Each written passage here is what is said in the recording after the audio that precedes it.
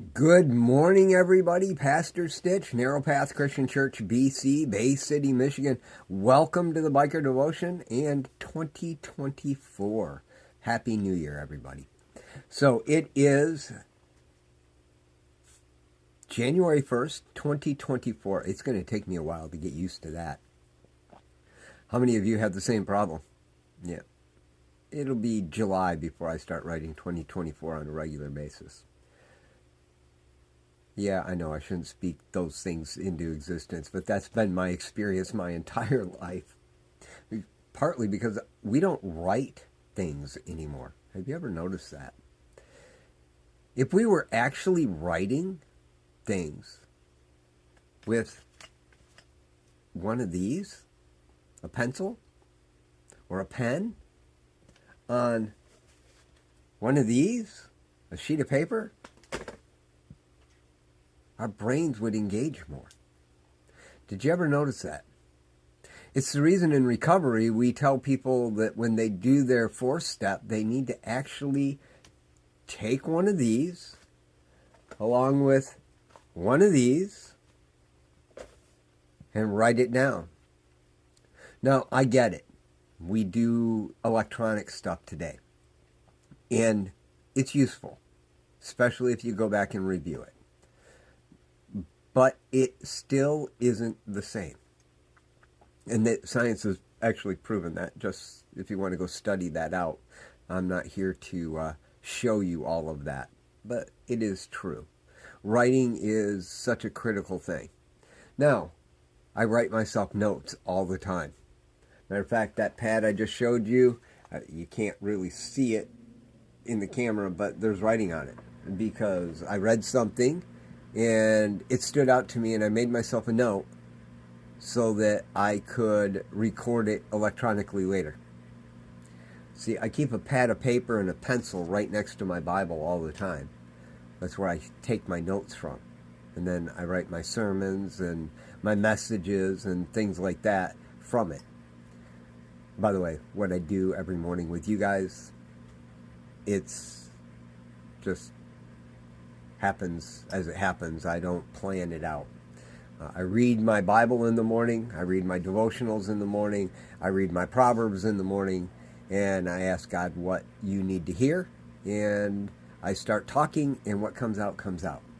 And hopefully it's a blessing to you as much as it is a blessing to me. So today it is January 1st. We're going to look at Proverbs chapter 1, the beginning. Solomon tells his sons that he's doing this so that they can gain understanding, receive instruction on how to live righteous, just, and with integrity, to teach shrewdness and knowledge and discretion. Those are all really important things. But in verse 20, he says, wisdom calls out in the street. She raises her voice in the public square. She cries out above the commotion. She speaks at the entrance of the city gates. She says, how long, foolish one, will you love ignorance? How long will you mockers enjoying mocking? And you fools hate knowledge. Wisdom says, if you respond to my warning, I'll pour out my spirit on you and teach you my words. Jesus said, I will send my spirit, and he will teach you all things and remind you of everything I've said.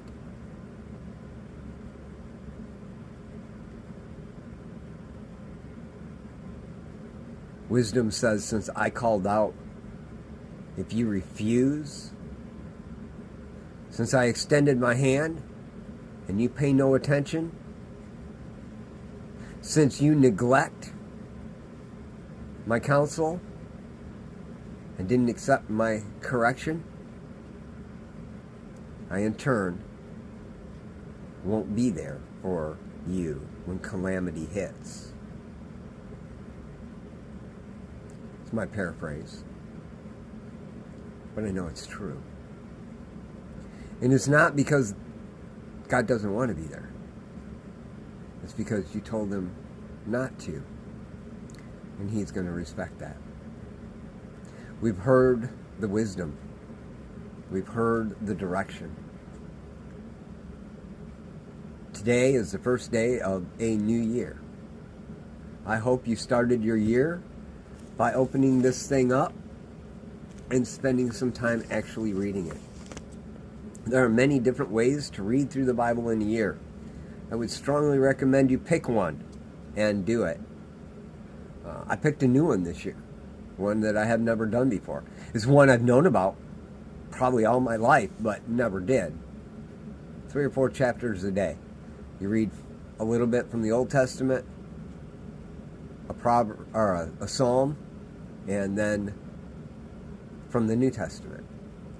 The plan is listed in the back of my daily devotional that my wife bought me for Christmas. She's been buying these for me for years. It's a daily wisdom for men. It's good stuff. It causes me to think. It's not Bible. I mean, it has a verse every day. But in the back of it, it actually has the Bible, read through the Bible in a year plan. Today I read through Genesis chapter 1 and 2, Matthew chapter 1, and Psalm chapter 1. I would strongly encourage you, if you really, really want what God has for you, every day this year, read the chapter of Proverbs that corresponds with the date. You know I do it. I've been doing it for years, and I share a little bit from it every day.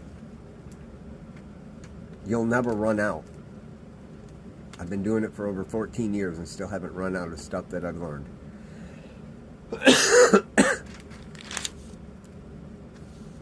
And find a plan and decide to read through the entirety of the Bible. For many of you, that'll be the first time you've ever actually done it. You probably thought you have, but you're going to be surprised at what you haven't read. There's going to be parts that you think, this is stupid. Why am I reading it? If you go into it and you start thinking that, stop. Say, Lord, I don't understand why I need to know this stuff, but you put it here for me, so it's important. And whether I get something today, by the time I'm reading through this section that seems exhausting, let me understand something about you. You know, the measurements of the temple, until you've read through the entire Bible, you don't understand how precise those measurements are from beginning to end.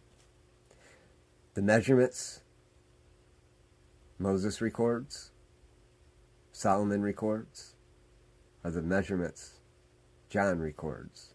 They're not exact, but they're in.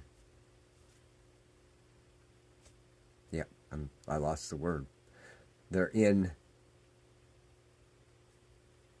the same dimension